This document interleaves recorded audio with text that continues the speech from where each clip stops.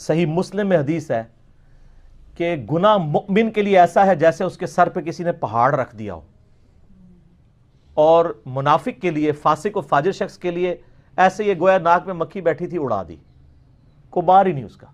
یہ مومن اور منافق کے اندر فرق ہے۔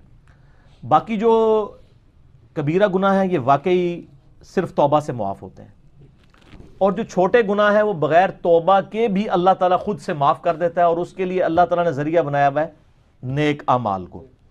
اس حوالے سے اگر آپ سورہ نساء کے اندر ایک آیت مبارکہ ہے، بڑی کرٹیکل ہے، وہ غالباً 31 نمبر ہے۔ اعوذ باللہ من الشیطان الرجیم، بسم اللہ الرحمن الرحیم۔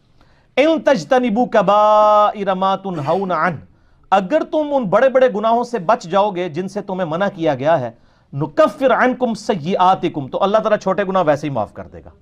اللہ اکبر۔ وندخلکم مدخلا کریم،